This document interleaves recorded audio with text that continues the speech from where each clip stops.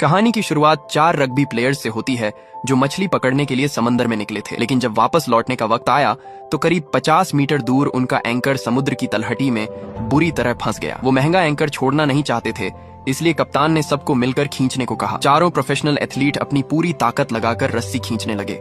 इतनी ताकत लगाई कि पूरी नाव एक तरफ झुकने लगी, लेकिन वो मनहूस एंकर हिल तक नहीं रहा था। आखिर में कप्तान ने एंकर को इंजन की ताकत से खींचने का फैसला किया और बस इसी एक गलती की वजह से ये इवेंट दुनिया का सबसे खतरनाक सर्वाइवल मिशन बन गया। 28 फरवरी 2009 शनिवार सुबह 5 बजे चारों रग्बी प्लेयर्स मरीना पर पहुंचे। आज उनका प्लान था आराम से वीकेंड फिशिंग ट्रिप एंजॉय करने का। ये चारों थे निक शुलर, विल ब्लैकली, कोरी स्मिथ और मार्क्विस कूपर। चारों की दोस्ती रग्बी से शुरू हुई थी और अब वो भाई जैसे थे। उन्हें क्या पता था कि ये आम सा दिखने वाला वीकेंड उनकी जिंदगी बदल देगा। विल पहली बार समंदर में जा रहा था, इसीलिए वो बहुत एक्साइटेड। उसने पूछा कि क्या समंदर बहुत उछाल मारेगा। मार्क्विस ने कहा थोड़ा बहुत हो सकता है, क्योंकि वो तूफान आने से पहले फिशिंग स्पॉट पर पहुंचना चाहता है। तूफान शब्द सुनते ही विल चौकन्ना हो गया। उसने पूछा कैसा मौसम है।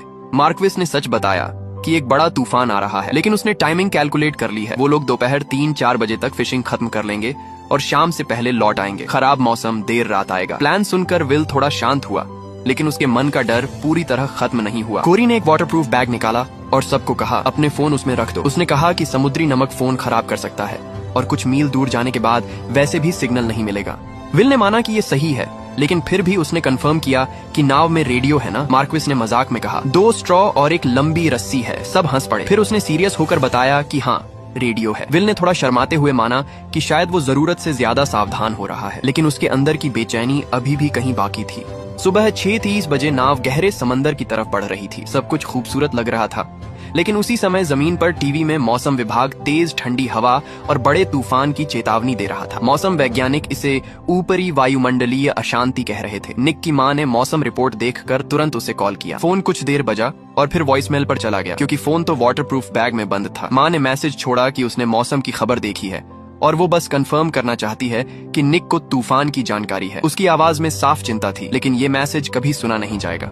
नाव में हिप हॉप म्यूजिक बज रहा था। वो पहले फिशिंग स्पॉट पर पहुंचे और लाइन डाल दी। निक की किस्मत अच्छी थी, जल्दी ही उसने एक बड़ी मछली पकड़ ली। वो खुशी से सबको दिखाने लगा। मार्क्विस ने उस जगह को कूपर्स होल नाम दिया था और बोला ये जगह कभी निराश नहीं करती। निक ने मजाक में कहा कि ये नाम बोलने में अजीब लगता है। इसी बीच विल की नजर कोरी की उंगली में चमकती रिंग पर पड़ी। वो 2002 सुपर बाउल चैंपियनशिप की रिंग थी जो उसने टैंपा बे बुकानियर्स के साथ जीती थी। वो उसके करियर की सबसे बड़ी उपलब्धि थी, लेकिन ग्लोरी ज्यादा वक्त नहीं टिकती। कुछ देर बाद मार्क्विस ने और गहरे पानी में जाने का फैसला किया। नाव फिर से तेज रफ्तार से आगे बढ़ी। तभी निक का चेहरा पीला पड़ने लगा। लहरों के झटकों से उसका पेट मचलने लगा। उसे सी सिकनेस हो गई। वो नाव के किनारे झुककर गहरी सांस लेने लगा, लेकिन राहत नहीं मिली। विल ने कहा कि वो लेट जाए क्योंकि उसकी हालत बहुत खराब लग रही है। निक ने कमजोर आवाज में कहा कि सुबह उसे अक्कड़ नहीं दिखानी चाहिए थी। उसने मजाक उड़ाया था कि सी सिकनेस की दवा कमजोर लोगों के लिए होती है। अब उसे अपनी गलती समझ आ रही थी, लेकिन देर हो चुकी थी।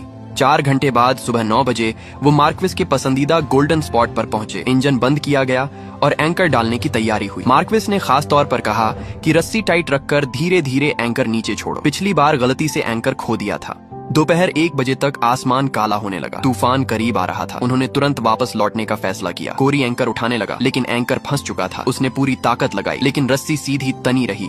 एंकर नहीं हिला। मार्क्विस भी जुड़ गया। फिर चारों ने मिलकर खींचा, लेकिन एंकर समुद्र की चट्टानों में बुरी तरह अटका था।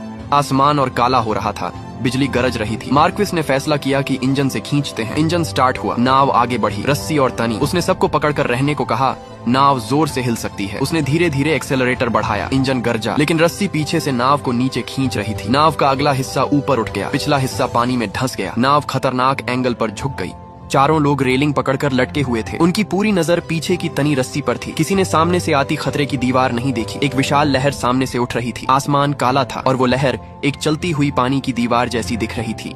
जब उन्हें रोशनी का बदलाव और अजीब गरज सुनाई दी, तब तक बहुत देर हो चुकी थी। वो विशाल लहर सीधे नाव के अगले हिस्से से टकराई। नाव ऐसे पलटी जैसे किसी दैत्य ने उसे हाथ से थप्पड़ मारा हो। सब कुछ उल्टा पुल्टा हो गया।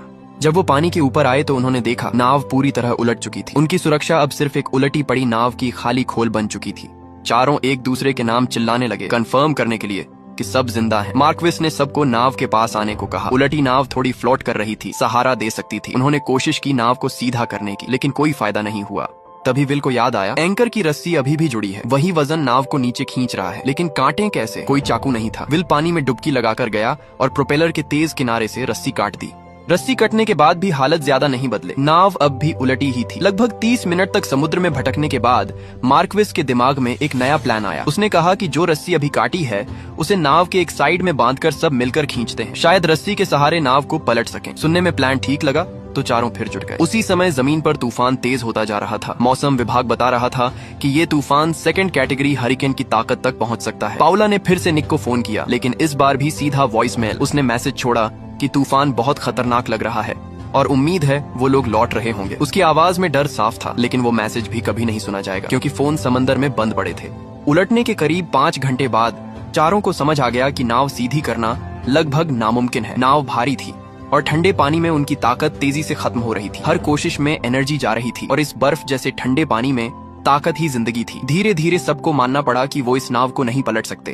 अब नया रास्ता ढूंढना था। मार्क्विस ने खुद को शांत किया और सोचा कि नाव से क्या क्या काम की चीजें निकाली जा सकती हैं। उसने याद दिलाया कि नाव में एक कूलर है जिसमें खाना और पानी है और वो शायद रस्सी से बंधा होगा। विल ने तुरंत पूछा, लाइफ जैकेट कहाँ है? मार्क्विस ने बताया कि केबिन के बाईं तरफ वाले स्टोरेज में है। विल बोला, वो जाकर निकालता है। लेकिन मार्क्विस ने एक बड़ी समस्या बताई, अगर केबिन खोला तो पानी अंदर भर जाएगा और नाव जल्दी डूब सकती है। ये बहुत मुश्किल फैसला था। नाव को जितना हो सके तैरते रहने देना या रिस्क लेकर लाइफ जैकेट निकालना। थोड़ी देर सोचने के बाद सबने समझ लिया, नाव तो देर सवेर डूब ही जाएगी, लेकिन लाइफ जैकेट अभी चाहिए। बिना उसके वो ठंडे पानी में रात तक नहीं टिक पाएंगे। मार्क्विस ने खुद जाने का फैसला किया। कप्तान होने के नाते वो जिम्मेदारी ले रहा था, लेकिन दिक्कत ये थी कि उसने मोटे कपड़े पहन रखे थे जिनसे वो पानी में डूब नहीं पा रहा था। उसने शर्ट उतार दी, भले इससे उसे और ठंड लगे। गहरी सांस लेकर वो पानी में डूब गया। इस बार वो सफल हुआ। अंधेरे पानी में टटोलते हुए उसने केबिन का हैंडल पकड़ा। ऊपर बाकी तीनों ने महसूस किया कि नाव थोड़ी और नीचे जा रही है, लेकिन कुछ ही पल में वो रुक गई। थोड़ी देर बाद मार्क्विस पानी से बाहर आया, हाथ में लाइफ जैकेट लिए। तीनों ने राहत की सांस ली। फिर वो दोबारा गया और 2 और लाइफ जैकेट निकाल लाया। थोड़ा आराम करने के बाद वो तीसरी बार गया और इस बार फ्लेयर गन लेकर आया। ये असली उम्मीद थी। फ्लेयर मतलब सिग्नल भेजने का मौका। अगर कोई जहाज पास से गुजरा तो शायद देख ले। अब केबिन में लगभग 15 बोतल पानी बची थी। अगर वो मिल जाती तो वो ज्यादा देर टिक सकते थे। इस बार कोरी ने कहा कि वो जाएगा, लेकिन जैसे ही वो नीचे गया कुछ सेकंड में वापस आ गया। उसने घबराकर कहा कि उसे कुछ दिख नहीं रहा, पानी बहुत ठंडा है, वो दोबारा नहीं जाएगा। तभी दूर से एक आवाज आई, जहाज का हॉर्न। चारों अचानक जोश में चिल्लाने लगे। उन्होंने हाथ हिलाए, फ्लेयर चलाया। वो पागलों की तरह चिल्ला रहे थे, उम्मीद कर रहे थे कि जहाज उन्हें देख ले, लेकिन जहाज अपनी दिशा में चलता रहा। हॉर्न की आवाज धीरे धीरे दूर होती गई। जहाज अंधेरे और तूफान में गायब हो गया। उनकी आवाजें धीरे धीरे थम गईं। कुछ पल पहले की उम्मीद अब फिर से खालीपन में बदल गई थी। अचानक निक को याद आया, उसका बैग, उसमें फोन है। अगर वो बैग मिल जाए तो शायद कॉल कर सकें। ये सोचकर सबके अंदर फिर उम्मीद जगी। निक ने कहा, उसे थोड़ा आराम चाहिए ताकि शरीर थोड़ा गर्म हो जाए, फिर वो डुबकी लगाएगा। इसी बीच माहौल थोड़ा हल्का करने के लिए विल ने मजाक किया। उसने कोरी से पूछा कि क्या इससे भी बुरा कुछ हो सकता है, जैसे पिछले साल डेट्रॉइट की टीम का 0-60 का रिकॉर्ड। सब थके हुए थे, फिर भी हल्की सी हंसी निकल गई। कोरी बोला कि शायद ये पहली बार है जब वो कहेगा कि काश वो अभी डेट्रॉइट में होता। जमीन पर पाउला और निक की माँ फोन पर बात कर रही थी। दोनों परेशान थीं क्योंकि किसी से संपर्क नहीं हो पा रहा था। आखिर उन्होंने पुलिस को कॉल करने का फैसला किया। समंदर में निक ने ताकत जुटाई और डुबकी लगाकर बैग निकाल लाया। तीनों खुश हो गए। उन्होंने फोन निकाले और कॉल करने की कोशिश की, लेकिन कोई सिग्नल नहीं। निक गुस्से और निराशा में चिल्लाया, 911 तो हर जगह लगना चाहिए ना, सैटेलाइट वगैरह कुछ नहीं होता। लेकिन सच ये था कि समंदर के बीचों बीच उनका फोन बेकार था। आधुनिक दुनिया का सबसे जरूरी उपकरण यहाँ सिर्फ एक बंद डिब्बा बन चुका था। मार्क्विस ने कहा, फोन बंद कर दो, अगर सिग्नल नहीं है तो बैटरी बचानी होगी, शायद बाद में कहीं सिग्नल मिल जाए। उधर पुलिस को रिपोर्ट मिल चुकी थी। मरीना में एक पिकअप ट्रक मिला था जिसके पीछे खाली ट्रेलर था। शक था कि वो लोग समंदर में फंस गए हैं। कोस्ट गार्ड को खबर दे दी गई थी। सर्च ऑपरेशन शुरू हो चुका था, लेकिन समंदर में फंसे चारों को ये नहीं पता था कि मदद रास्ते में है। रात गहराने लगी। मार्क्विस की हालत बिगड़ने लगी। उसका शरीर बुरी तरह कांप रहा था, दांत किटकिटा रहे थे। वो बोल भी मुश्किल से पा रहा था कि उसे बहुत ठंड लग रही है। निक ने उसे समझाया कि अभी ठंड लगना अच्छा संकेत है, इसका मतलब है शरीर अभी भी लड़ रहा है। असली खतरा तब है जब इंसान को ठंड महसूस होना बंद हो जाए। तब शरीर का तापमान खतरनाक स्तर तक गिर चुका होता है और दिमाग गलत सिग्नल देने लगता है। उन्होंने खुद को मोटिवेट करने के लिए ट्रेनिंग के दौरान चिल्लाया जाने वाला नारा दोहराया। वो नारा अब सिर्फ शब्द नहीं था, बल्कि जिंदा रहने की जिद थी। तभी कोरी ने देखा कि बारिश रुक गई है। निक ने कहा, शायद भगवान ने सुन ली। लेकिन उसी वक्त दूर से एक अजीब सी गड़गड़ाहट सुनाई दी। ये बिजली की आवाज नहीं थी, कुछ बड़ा उनकी तरफ आ रहा था। चारों ने ध्यान से सुना। आवाज तेज होती जा रही थी और फिर उन्होंने देखा।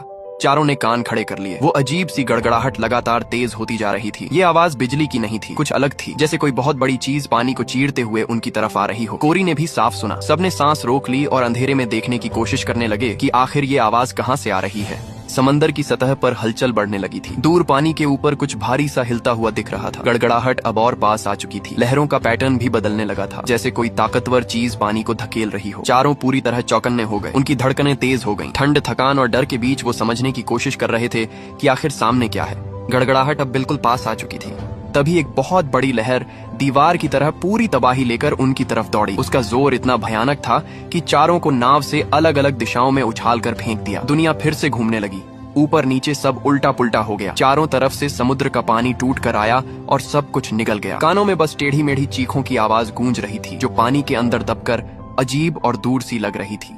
चारों अलग अलग जगह पर समंदर की सतह पर तैर रहे थे। हर कोई अंधेरे में छटपटा रहा था, एक दूसरे को ढूंढने की कोशिश कर रहा था, उस पलटी हुई नाव को ढूंढने की कोशिश कर रहा था जो अब उनका इकलौता सहारा थी। अचानक विल चिल्लाया कि उसे नाव दिख रही है। निक पूरी ताकत लगाकर उसकी दिशा में तैरने लगा। कुछ मिनटों की तलाश जो घंटों जैसी लग रही थी, उसके बाद चारों किसी तरह फिर से नाव तक पहुंच गए और दोबारा साथ इकट्ठा हो गए। तभी विल दर्द से कराह उठा। उसकी टांग किसी चीज से कट गई थी और खून बह रहा था। उसी वक्त एक और बड़ी लहर आकर उन पर गिरी। उधर तट रक्षक अधिकारी क्रूज को अभी तक कोई आधिकारिक रिपोर्ट नहीं मिली थी, लेकिन बंदरगाह पर एक गाड़ी खड़ी मिली जिसके पीछे खाली बोट ट्रेलर लगा था। पार्किंग में वहीं एकमात्र गाड़ी बची थी। कोई इमरजेंसी सिग्नल नहीं आया था, न ही कोई SOS बीकन। क्रूज ने हालात को समझने की कोशिश की। तूफान दोपहर से ही अंदर की तरफ बढ़ रहा था। ऐसे तापमान में अगर कोई पानी में गिर जाए तो उसके जिंदा रहने का समय बहुत सीमित होता है। उसने तुरंत अलर्ट जारी किया, सभी फ्रीक्वेंसी मॉनिटर करने को कहा और चैनल 16 पर कॉल करने का आदेश दिया। सर्च और रेस्क्यू ऑन ऑपरेशन शुरू कर दिया गया, लेकिन तूफानी रात में बहुत कम किया जा सकता था और हर मिनट की देरी समंदर में फंसे लोगों के लिए जिंदगी और मौत का फर्क बन सकती थी। समंदर में हालात और खराब होते जा रहे थे। बड़ी बड़ी लहरें बार बार उठती, चारों को नाव से गिरा देती और वे फिर तैरकर वापस चढ़ने की कोशिश करते। हर बार की टक्कर उनकी ताकत खत्म कर रही थी। हर बार नाव पर चढ़ना पहले से ज्यादा मुश्किल होता जा रहा था। अचानक कोई चिल्लाया कि नीचे कुछ बहुत बड़ा है, जैसे कोई विशाल जानवर। माहौल में घबराहट भर गई। मार्क्विस की प्रतिक्रिया बहुत कमजोर थी। वह कांपती आवाज में बोल रहा था। निक बार बार उसका नाम पुकार रहा था। मार्क्विस टूटती फूटती आवाज में बोला कि उसे महसूस हो रहा है कि उसके अंदर कुछ हो रहा है, जैसे अंदर की तरफ खिंचाव हो रहा हो, जैसे शरीर का कंट्रोल जा रहा हो। उसे लग रहा था उसकी ताकत धीरे धीरे खत्म हो रही है। निक ये सब सुनना नहीं चाहता था। उसने जोर से उसे रोका और कहा, ऐसी हार मानने वाली बातें मत करो, सबको डटे रहना होगा। लेकिन मार्क्विस बहुत कमजोर आवाज में कहता रहा कि अगर उसे यहीं मरना है तो ये शायद उसकी किस्मत है। नमकीन समुद्र ही उसकी जगह है। उसने सुबह कहा था कि समुद्र उसे सुकून देता है, घर जैसा एहसास देता है। शायद यही उसका असली घर है। उसकी आवाज और कमजोर हो गई। उसकी आंखें खाली होने लगीं। अचानक उसकी आंखों में हल्की चमक आई। वह कहीं देखने लगा और बुदबुदाया कि उसे अपनी बेटी दिख रही है, जैसे वह मुस्कुरा रही हो, हाथ बढ़ाकर उसे गले लगाने आ रही हो। निक को तुरंत समझ आ गया कि कुछ गलत है। उसने जोर से कहा कि उसकी बेटी यहाँ नहीं है, वह यहाँ नहीं है। उसने मार्क्विस को झकझोरा ताकि वह होश में आए, लेकिन उसकी आंखों में बस उलझन और तड़प थी। सबसे कमजोर पल में उसका दिमाग उसे सबसे गर्म और प्यारी तस्वीर दिखा रहा था। निक चिल्लाता रहा कि वे लोग यहाँ नहीं हैं, ये सब भ्रम है। किसी ने घबराकर पूछा क्या हो रहा है। निक ने भारी आवाज में कहा, हाइपोथर्मिया। मार्क्विस का शरीर का तापमान खतरनाक स्तर तक गिर चुका है। शरीर काम करना बंद कर रहा है, दिमाग पर असर पड़ रहा है, इसलिए उसे भ्रम हो रहे हैं। निक ने कहा, उसे गर्मी चाहिए, शरीर की गर्मी। वे सब उसे घेर कर अपने शरीर की गर्मी से उसे गर्म रखने की कोशिश करें। यही अभी उनका इकलौता रास्ता है। चारों एक साथ सटकर खड़े हो गए, मार्क्विस को बीच में लेकर। ठंडे पानी में खड़े होकर वे अपनी बची खुची गर्मी उसे देने की कोशिश कर रहे थे, लेकिन उनकी खुद की गर्मी भी तेजी से खत्म हो रही थी। वे उसे कितना बचा सकते थे। रात लंबी थी, तूफान जारी था, उनकी जिंदगी की लौ धीरे धीरे बुझ रही थी। मार्क्विस सबसे पहले खतरे में पड़ा था, लेकिन सब जानते थे अगर हालात नहीं बदले तो बाकी भी ज्यादा देर नहीं टिकेंगे। अंधेरे और ठंड में चारों पूरी ताकत से साथ चिपके रहे, आखिरी हिम्मत से प्रकृति की बेरहमी के खिलाफ लड़ते हुए। उन्हें नहीं पता था सुबह आएगी या नहीं, बचाव दल उन्हें ढूंढ पाएगा या नहीं। इस पल तक वे जिंदा थे, वे अभी भी लड़ रहे थे। उधर जमीन पर पाओला ने फिर से निक को मैसेज छोड़ा कि उसे बहुत चिंता हो रही है। उसने बताया कि पार्किंग में मार्क्विस की ट्रक ही अकेली खड़ी मिली है। वह खुद को समझाने की कोशिश कर रही थी कि शायद चारों दोस्त कहीं बैठकर शराब पी रहे हों और फोन बंद हो गया हो। निक की माँ भी बेचैनी से इंतजार कर रही थी। मार्क्विस की पत्नी रिबेका ने भी फोन किया। दोनों औरतों को अपने पतियों की कोई खबर नहीं थी। रिबेका ने कहा कि मार्क्विस ने बताया था कि वह देर से लौट सकता है, लेकिन फोन बंद होना अजीब लग रहा है। उसने खुद को मजबूत दिखाने की कोशिश की और कहा कि चारों मजबूत आदमी हैं, कुछ नहीं होगा। फोन रखने के बाद दोनों औरतें एक दूसरे को दिलासा देती रहीं, लेकिन अंदर का डर बढ़ता जा रहा था। समुद्र में हालात तेजी से बिगड़ रहे थे। विल कोशिश कर रहा था कि मार्क्विस होश में रहे। कुछ देर के लिए वह संभला, लेकिन फिर उल्टी सीधी बातें करने लगा। उसकी बातें समझ नहीं आ रही थीं। अचानक वह बेकाबू होकर जोर जोर से छटपटाने लगा। उसकी ताकत हैरान करने वाली थी, जबकि वह बेहद कमजोर हालत में था। एथलीट जैसा शरीर अभी भी उसमें अचानक ताकत भर रहा था। बाकी तीनों को मिलकर उसे पकड़ना पड़ा। वह चिल्ला रहा था, मुझे छोड़ दो। उसकी आंखें खाली हो चुकी थीं। साफ था कि वह हकीकत और भ्रम में फर्क नहीं कर पा रहा था। शायद उसके दिमाग में कोई डरावना दृश्य चल रहा था और जो लोग उसे पकड़ रहे थे वह उन्हें दुश्मन समझ रहा था। उधर तटरक्षक दफ्तर में रिपोर्ट आई कि रेबेका का फोन आया है। उसने बताया कि उसका पति मार्क्विस और उसके 3 दोस्त सुबह समुद्र में गए थे और तब से लापता हैं। यह सुनकर क्रूज को पता चला कि मार्क्विस और कोरी पहले प्रोफेशनल फुटबॉल खिलाड़ी रह चुके हैं। 4 ताकतवर आदमी करीब 110 किलोमीटर दूर गहरे समुद्र में भयानक तूफान में फंसे हुए। सूरज डूब चुका है और कोई सिग्नल नहीं। क्रूज ने गंभीर आवाज में कहा कि हाइपोथर्मिया सबसे डरावनी मौत होती है, खासकर उन लोगों के लिए जिनके शरीर में चर्बी कम होती है। शरीर का तापमान 35 डिग्री से नीचे जाते ही नसें सिकुड़ने लगती हैं, मांसपेशियां जवाब देने लगती हैं, दिमाग पर असर होता है, भ्रम और पागलपन शुरू हो जाता है और अंत में शरीर पूरी तरह हार मान लेता है। उसने तुरंत स्थिति को डिस्ट्रेस यानी गंभीर खतरे में बदल दिया। फिक्स्ड विंग विमान और ब्लैक हॉक हेलीकॉप्टर तुरंत उड़ान भरने लगे। रेबेका से जीपीएस रिकॉर्ड मंगवाया गया ताकि उनके मछली पकड़ने वाले इलाके की लोकेशन मिल सके। इंजन की गड़गड़ाहट के साथ रेस्क्यू प्लेन अंधेरे और खतरनाक समुद्र की ओर उड़ गए। समुद्र में फिर बारिश शुरू हो गई। निक को अचानक एहसास हुआ कि यह एक मौका है। उसने चिल्लाकर मार्क्विस से कहा, मुंह खोलो और बारिश का पानी पियो। उसी समय उसने महसूस किया कि कोरी का दिल बहुत तेज धड़क रहा है, जैसे छाती से बाहर निकल आएगा। यह भी हाइपोथर्मिया का असर था। शरीर खून का संचार बनाए रखने के लिए दिल को तेज चलाने पर मजबूर कर देता है, लेकिन फायदा बहुत कम होता है। निक ने कहा, उसका अपना दिल भी ऐसे ही धड़क रहा है। किसी ने घबराकर पूछा, क्या इसका मतलब है कि वे मरने वाले हैं? निक ने सख्त आवाज में कहा, कोई नहीं मरेगा। आसमान में रेस्क्यू प्लेन उड़ रहे थे। पायलट ने रेडियो पर बताया कि कुछ भी साफ दिखाई नहीं दे रहा। विजिबिलिटी लगभग 0 है। तूफानी लहरें और बारिश की परतें सब कुछ धुंधला कर रही थीं। ऐसे हालात में खोज करना अंधेरे में काली सुई ढूंढने जैसा था। हर मिनट की देरी किसी की जान ले सकती थी।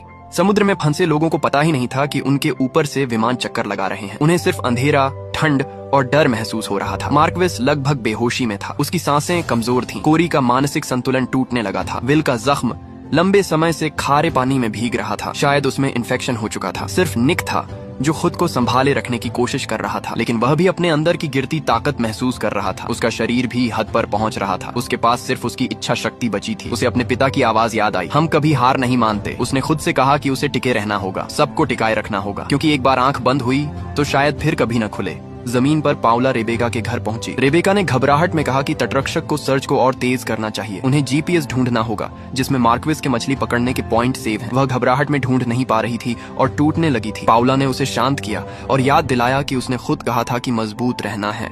थोड़ी देर बाद जीपीएस मिल गया। उन्होंने उसे चालू किया और उसमें सेव कोऑर्डिनेट्स मिल गए। तुरंत वह लोकेशन तटरक्षक को भेज दी गई। उन्होंने नक्शे पर पॉइंट मार्क किया और सभी रेस्क्यू विमानों को भेज दिया।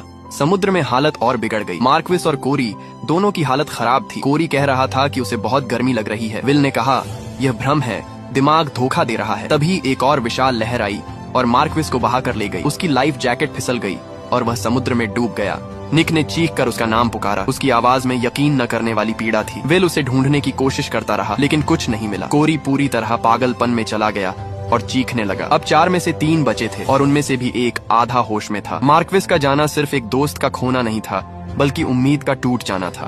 तभी उन्होंने विमान की आवाज सुनी। निक और विल ने अपनी पूरी बची ताकत जुटाई और जोर जोर से चिल्लाने लगे। निक ने कांपते हाथों से मोबाइल की टॉर्च ऑन की। कमजोर रोशनी अंधेरे में चमकी। वह उसे पागलों की तरह लहराने लगा ताकि कोई देख सके। विमान में बैठे एक ऑब्जर्वर ने कहा कि उसे शायद कोई हल्की रोशनी दिखी। सबने सांस रोक ली। दूरबीन और नाइट विजन से उस दिशा में देखा गया, लेकिन जांच के बाद जवाब आया कि वह सिर्फ बिजली की चमक का पानी में प्रतिबिंब था। मौसम और खराब हो रहा था। उन्हें ऊंचाई लेनी पड़ी। वापसी का आदेश दिया गया। नीचे समुद्र में निक और विल चिल्लाते रहे। विमान की आवाज धीरे धीरे दूर होती गई और फिर गायब हो गई। उम्मीद आई और फिर टूट गई। उनके ऊपर से बचाव विमान गुजर गया, लेकिन तूफान और अंधेरे में वे एक दूसरे से चूक गए। क्रूज को फोन करना पड़ा और रेबेका को बताना पड़ा कि मौसम के कारण सर्च रोकनी पड़ी है। तूफान के बाद दोबारा कोशिश होगी। रेबेका ने फोन रखा और पाउला को बताया। दोनों ने खुद को दिलासा दिया कि शायद वे कहीं फंसे हैं, शायद जिंदा हैं, लेकिन रेबेका ने माना कि उसके मन में अजीब सा डर बैठ गया है। सुबह होने लगी। समुद्र में अब सिर्फ निक और विल दिख रहे थे। कोरी भी गायब हो चुका था। निक उसका नाम पुकारता रहा, गला बैठ गया था। कोई जवाब नहीं आया। विल ने आखिर वह बात कह दी जिसे वे दोनों जानते थे। वे चले गए। मार्क्विस और कोरी दोनों निक इस सच्चाई को मान नहीं पा रहा था। कल तक 4 दोस्त थे, हंसते हुए निकले थे। अब सिर्फ 2 बचे थे, अनंत समुद्र में तैरते हुए। विल ने टूटती आवाज में कहा कि मार्क्विस और कोरी उनसे ज्यादा मजबूत थे। फिर भी समुद्र ने उन्हें हरा दिया। उसने पूछा वे कितनी देर और टिक पाएंगे। निक ने कहा कि कम शरीर की चर्बी ने उन्हें नुकसान पहुंचाया। उसके कपड़े भले गीले थे लेकिन थोड़ी गर्मी दे रहे थे। उसने विल से कहा कि कुछ पहनने को ढूंढे, लेकिन विल ने मना कर दिया। वह दोबारा पानी में नहीं उतरना चाहता था।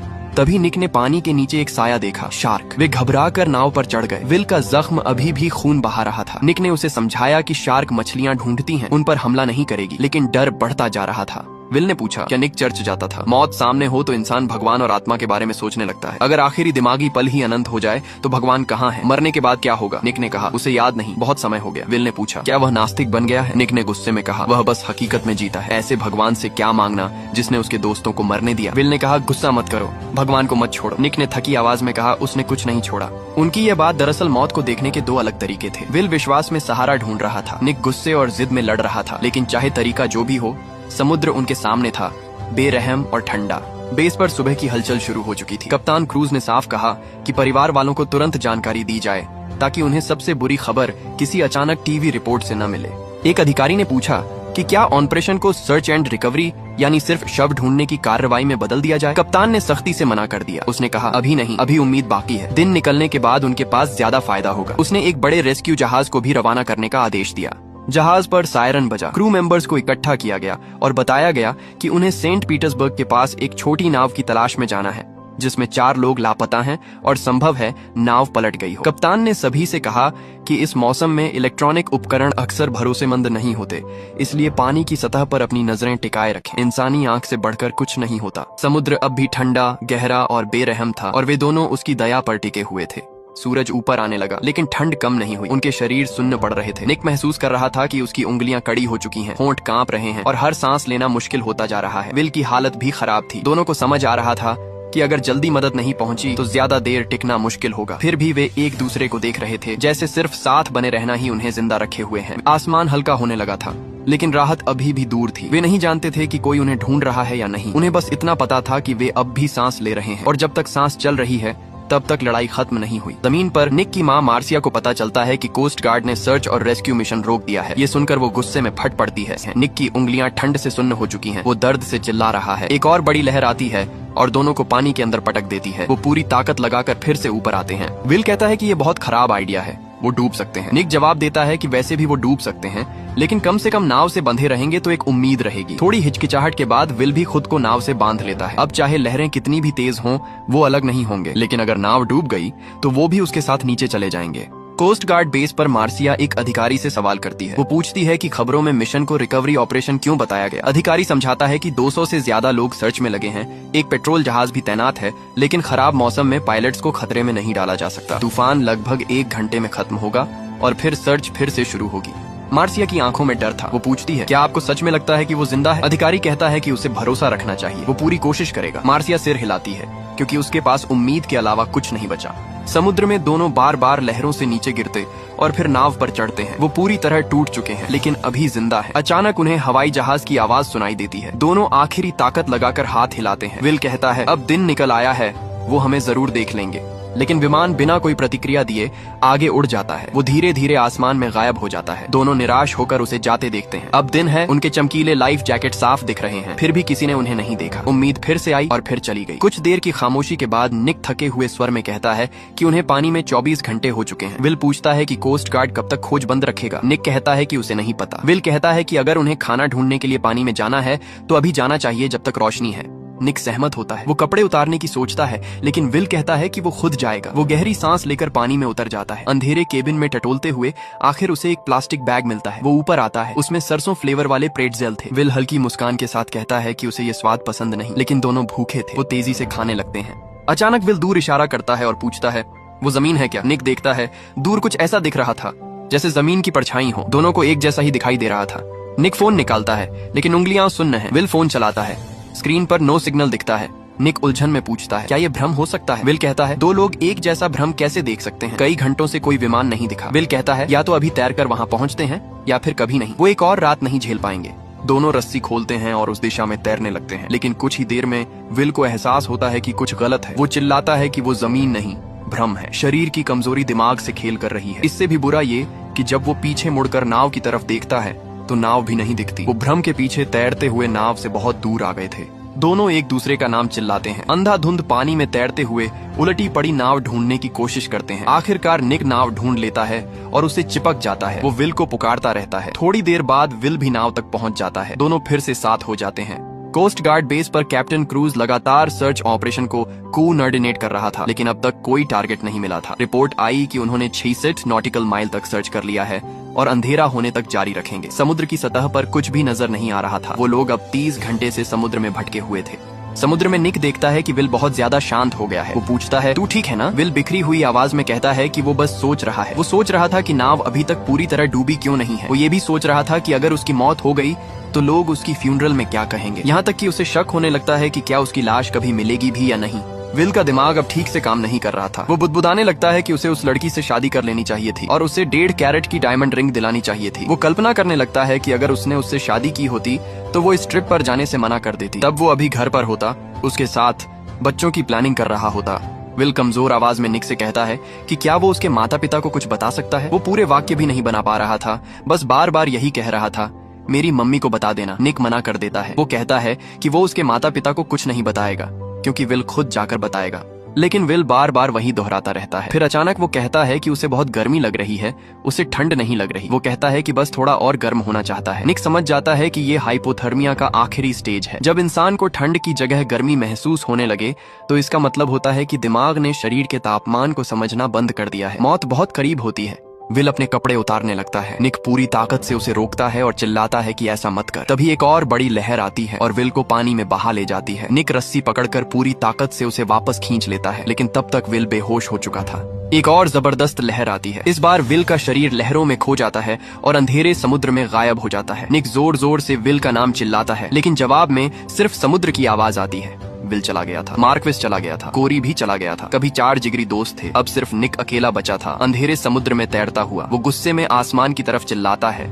गालियां देता है, अपने अंदर का सारा दर्द, गुस्सा और बेबसी बाहर निकाल देता है। वो खुद से पूछता है, मैं ही क्यों जिंदा बचा, बाकी तीनों क्यों चले गए। उसके दिमाग में उसके पिता की आवाज गूंजती है, हारने वालों में कभी शामिल मत होना। लेकिन इस पल निक को समझ नहीं आ रहा था कि वो किसके लिए लड़ रहा है। उसके सारे दोस्त मर चुके थे, वो अकेला समुद्र में था। रेस्क्यू शायद कभी नहीं आने वाला था, लेकिन वो अब भी जिंदा था। वो अभी सांस ले रहा था। जब तक सांस बाकी है उसे लड़ते रहना होगा। वो ये अपने 3 दोस्तों का कर्ज मानता है। उसे जिंदा रहना होगा ताकि वो उनकी कहानी दुनिया तक पहुंचा सके, ताकि उनके घर वालों को पता चले कि उन्होंने आखिरी सांस तक कितनी बहादुरी से लड़ाई लड़ी।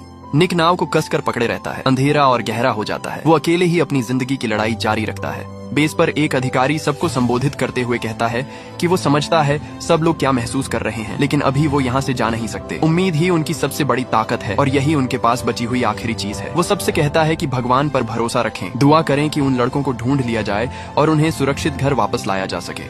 कुछ समय बाद आदेश आता है कि सर्च ऑपरेशन खत्म किया जाए और सब यूनिट्स वापस लौट आए। कई नाविक मायूस हो जाते हैं। फिर भी कुछ लोग आपस में कहते हैं कि बस कुछ मिनट और खोज लेते हैं। वो हार मानना नहीं चाहते थे, वो एक आखिरी कोशिश करना चाहते थे। इधर पावला फिर से निक को कॉल करती है। कॉल फिर वॉइसमेल पर चली जाती है। वो मैसेज छोड़ते हुए कहती है कि बहुत देर हो चुकी है, सब बहुत परेशान है। वो मजाक में कहती है, क्या तुम सस्पेंस बना रहे हो? लेकिन कुछ ही सेकंड में उसकी आवाज भर्रा जाती है। वो कहती है कि उसे उम्मीद है सब ठीक होंगे, शायद सिग्नल के बाहर होंगे, लेकिन उसके दिल में डर है कि शायद वो उसे दोबारा कभी नहीं देख पाएगी। उसकी आवाज टूट जाती है और वो रोते हुए फोन काट देती है। मार्सिया उसके पास आती है और उसे गले लगा लेती है। मार्सिया कहती है कि उसे यकीन है निक जिंदा है। वो महसूस कर सकती है कि वो कहीं ना कहीं अभी भी बाहर है। वो कहती है कि चलो दोनों मिलकर उससे बात करते हैं दिल से, ताकि वो जहां भी हो उसे लगे कि वो अकेला नहीं है। दोनों औरतें एक दूसरे को पकड़कर रोती हैं और खुले समुद्र की तरफ दुआ करती हैं। समुद्र में निक अब पूरी तरह थक चुका है। वो कभी होश में होता है, कभी आधा बेहोश। समुद्र की आवाज पागलों की तरह उसके चारों तरफ गूंज रही है। वो खाली समुद्र की तरफ चिल्लाता है, लेकिन उसकी आवाज बेकार जा रही है। समुद्र में भटके हुए 22 घंटे हो चुके थे। निक को भ्रम होने लगते हैं। उसे अपने दोस्तों की हंसी सुनाई देती है। वो उनके साथ बिताए हुए पल देखता है। वो सब कुछ इतना असली लगता है जैसे हाथ बढ़ाकर छू सकता हो, लेकिन जैसे ही वो पकड़ने की कोशिश करता है सब हवा में गायब हो जाता है। फिर निक एक फैसला करता है। वो उस रस्सी को खोलने लगता है जिसने उसे नाव से बांध रखा था। वही रस्सी जिसने तूफान में उसकी जान बचाई थी। उसकी उंगलियां जमी हुई और भारी थीं, लेकिन वो धीरे धीरे गांठ खोल देता है। रस्सी ढीली हो जाती है। अब वो आजाद था। निक नाव पर पीठ के बल लेट जाता है। नीचे सफेद उलटी पड़ी नाव, ऊपर नीला आसमान। वो आंखें बंद कर लेता है। अब वो न लड़ रहा था, न चिल्ला रहा था, न इंतजार कर रहा था उस मदद का जो शायद कभी नहीं आने वाली थी। उसके तीनों दोस्त जा चुके थे। अब शायद उसे भी उनके पास जाना चाहिए। वो सोचता है कि उसके माता पिता समझ जाएंगे। वो मानते हैं कि उसने पूरी कोशिश की, उसने सच में पूरी कोशिश की। उसकी सांसें धीमी और शांत होने लगती हैं। उसका शरीर ढीला पड़ जाता है। धूप उसके चेहरे पर गर्माहट देती है। लहरें नाव को हल्के हल्के झुला रही हैं। सब कुछ अजीब तरह से शांत लगता है, जैसे अब दर्द नहीं है, ठंड नहीं है, अकेलापन नहीं है। वो सोचता है शायद बस सो जाऊं और सब खत्म हो जाएगा। वो कल्पना करता है कि सपने में वो मार्क्विस, कोरी और विल से मिलेगा। वो सब फिर साथ होंगे, कभी अलग नहीं होंगे। लेकिन ठीक उसी पल एक रेस्क्यू बोट वहां से गुजरती है। वो उसे देख लेती है। उसी क्षण जब निक ने आंखें बंद कर दी थीं, जब उसने आखिरकार लड़ना छोड़ दिया था, तभी चमत्कार होता है। बेस पर तुरंत रिपोर्ट पहुंचती है कि एक टारगेट मिला है। कैप्टन क्रूज तुरंत आदेश देता है कि सभी हेलीकॉप्टर उस लोकेशन पर जाएं। वो 2 दिन से इसी पल का इंतजार कर रहे थे। रेस्क्यू हेलीकॉप्टर उड़ान भरता है और उस जगह पहुंचता है। ऑब्जर्वर रिपोर्ट करता है कि एक वयस्क पुरुष दिखाई दे रहा है। हेलीकॉप्टर निक के ऊपर मंडराता है। निक सिर उठाता है। वो हेलीकॉप्टर देखता है, लेकिन वो इतना कमजोर है कि समझ नहीं पाता कि ये सच है या फिर एक और भ्रम। बेस पर सब लोग सांस रोक कर बैठे हैं। कैप्टन क्रूज पूछता है, क्या वो जिंदा है? कुछ सेकंड बाद जवाब आता है, टारगेट जिंदा है। लेकिन कैप्टन खुश नहीं होता। वो तुरंत पूछता है कि बाकी 3 कहाँ हैं? वो कहता है कि सर्च जारी रहनी चाहिए, उन्हें बाकी तीनों को भी ढूंढना है। निक को ऊपर खींच लिया जाता है। उससे पूछा जाता है उसका नाम क्या है। वो भारी और टूटी आवाज में कहता है, मेरा नाम निक है। ये नाम रेडियो के जरिए बेस तक पहुंचता है। मार्सिया का फोन बजता है। वो कॉल उठाती है और जोर से चिल्ला पड़ती है। वो और पाउला एक दूसरे को गले लगाकर रोने लगती हैं। लेकिन दूसरी तरफ एक और घर में फोन बजता है। वहाँ कोई कॉल नहीं उठाता, क्योंकि वहाँ पहले ही समझ आ चुका था कि उनका अपना वापस नहीं आ रहा। हेलीकॉप्टर सुरक्षित जगह की ओर उड़ जाता है। नीचे सफेद उलटी पड़ी नाव समुद्र में तैरती रह जाती है। वही नाव जिसने 4 दोस्तों की हंसी, डर, हिम्मत और आखिरी पल देखे थे, अब वो अकेली तैर रही थी, इस दुखद कहानी की गवाह बनकर। सर्च कई दिन तक जारी रहती है, लेकिन मार्क्विस, कोरी और विल कभी नहीं मिलते। समुद्र ने उन्हें अपने अंदर समा लिया था। निक अकेला सर्वाइवर था, वही अकेला इंसान जो उस समुद्र की कहानी सुना सकता था। वो बच गया, लेकिन एक मायने में उसका एक हिस्सा हमेशा उस समुद्र में ही रह गया। उसके 3 दोस्तों की मुस्कान, उनकी हिम्मत, उनकी आखिरी लड़ाई, ये सब उसकी जिंदगी का हिस्सा बन गए। वो जिंदा है ताकि वो उन्हें याद रख सके, ताकि दुनिया जान सके कि उन्होंने आखिरी सांस तक कैसे लड़ाई लड़ी। ये सिर्फ सर्वाइवल की कहानी नहीं है, ये इंसानियत, दोस्ती, प्यार और हिम्मत की कहानी है। ये उस सीख की कहानी है जो उसके पिता ने दी थी, कभी हार मत मानो। वही सीख मौत और जिंदगी के बीच उसके लिए रोशनी बन गई। 28 फरवरी 2003 को 4 दोस्त समुद्र में गए थे। वापस सिर्फ एक आया। लेकिन जो 3 वापस नहीं आए, उनकी कहानी, उनकी हिम्मत, उनकी जिंदगी निक की जुबानी हमेशा दुनिया याद रखेगी।